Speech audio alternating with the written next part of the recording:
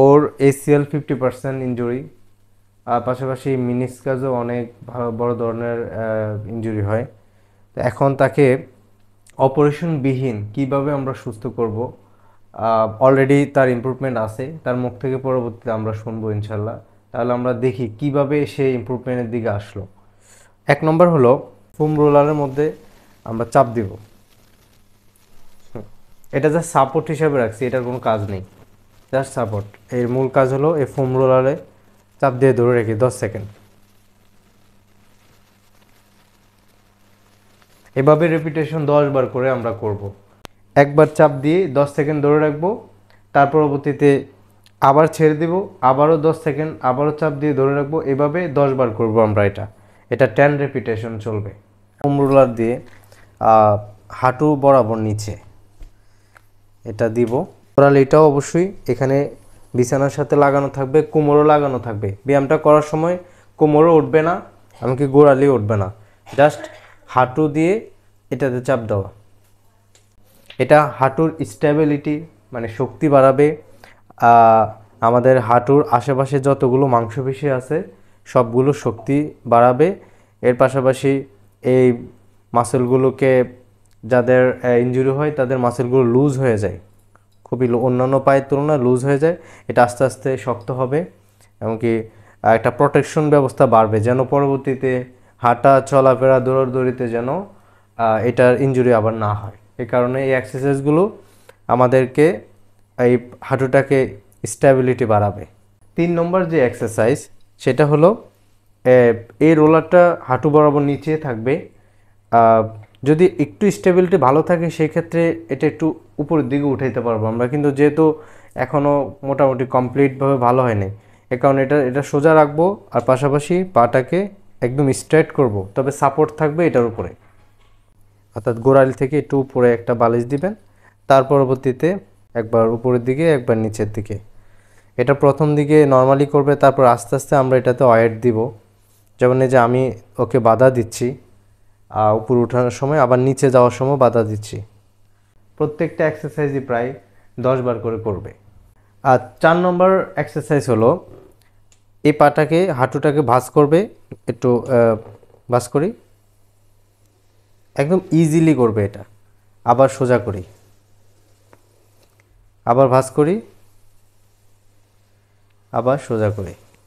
এটা 10 থেকে 15 বার করবে। চেষ্টা করতে হবে অবশ্যই যেন মুভমেন্টটা সোজাসুজি হয়, ক্রস বা এদিক ওদিক যেন না হয়। তার পরবর্তীতে 5 নম্বর এক্সারসাইজ হলো যে হাঁটুটাতে ACL ইনজুরি, তার অপোজিট হাঁটুটাকে ভাঁজ করতে হবে। ভাঁজ করে এভাবে রাখবো। তার পরবর্তীতে হাঁটুকে সোজা রেখে, একদম স্ট্রেট রেখে এই হাঁটু বরাবর আমরা উঠাবো। প্লিজ এখানে 5 থেকে 10 সেকেন্ড আমরা হোল্ড করব, ধরে রাখবো। তারপর আবার আস্তে ডাউন, একদম স্ট্রেট থাকতে হবে। যখন নামাবো তখনও আমাদের হাঁটুটা সোজা থাকতে হবে, যেন বাঁকা না হয়ে যায়। উঠানোর সময় সেম, এটাও সেম 10 থেকে 15 বার রেপিটেশন হবে, অর্থাৎ 10 থেকে 15 বার এটা আমরা করব। তবে 2 হাঁটু ভাঁজ করে আমরা কোমর উঠাবো।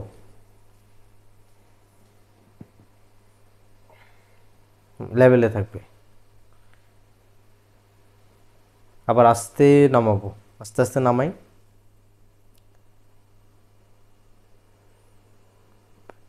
আবার উঠাই। এটাকে বলো ব্রিজিং এক্সারসাইজ। এটা করলে আমাদের পায়ের মাসেলগুলো স্ট্রেংথ হবে, শক্তিশালী হবে, আর হাঁটুতেও শক্তি বাড়বে ইনশাআল্লাহ। কোমরে অনেকের এই ACL-এর জন্য কোমরেও মাসেলও দুর্বল হয়ে যায়, সেক্ষেত্রে এটারও ইমপ্রুভমেন্ট আসবে। ওকে, হাঁটুটাকে ভাঁজ করবে, আবার আস্তে আস্তে সোজা করবে। আবার ভাঁজ করি, আবার সোজা করি। এভাবে 10 থেকে 15 বার করবে।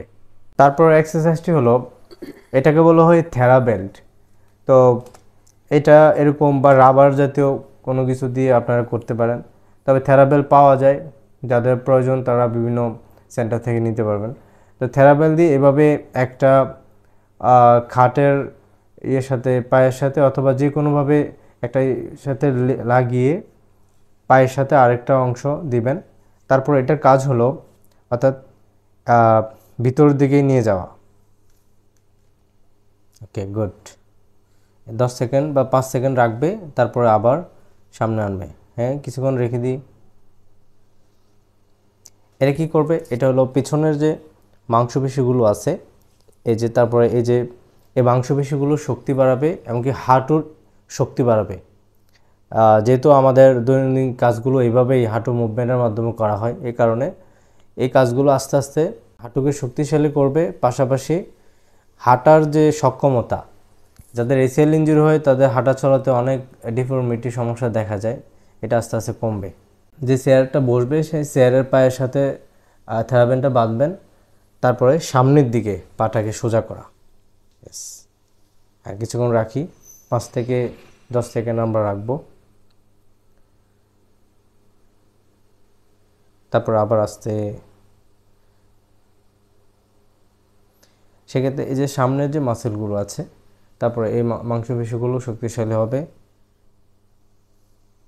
5-6 মাস আগে কিছুক্ষণ ড্রাইভ করার পরে হঠাৎ করে আমার বাইকের নিচে একটা ছাগল এসে দৌড়ে পড়ছিল আর কি। এটা আমার পায়ের মধ্যে অনেক জোরে একটা চাপ পড়ছে আর কি, বাইকটা আমার পায়ের উপরে পড়ছিল।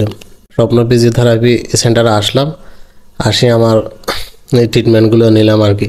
তো আমি আসলে টোটালি প্রথম অবস্থা আমি যখন এখানে আসছি, আমি সিঁড়ি এক ধাপ থেকে এক ধাপে উঠতে পারতাম না, আমার অনেক কষ্ট হতো। মানে এখানে আমার কোনো শক্তি পাইতাম না, আমার কোনো শক্তি কাজ করতো না, অনেক প্রেশার দিয়ে উঠতে হতো। আর যখন প্রেশার দিতাম তখন আমার এখানে চাপ পড়তো, আমি ব্যথা পাইতাম। আর সিঁড়ি থেকে আমি টোটালি নামতে পারতাম না। সিঁড়ি থেকে এখন স্বাভাবিক অবস্থায় মোটামুটি উঠতে পারি আলহামদুলিল্লাহ।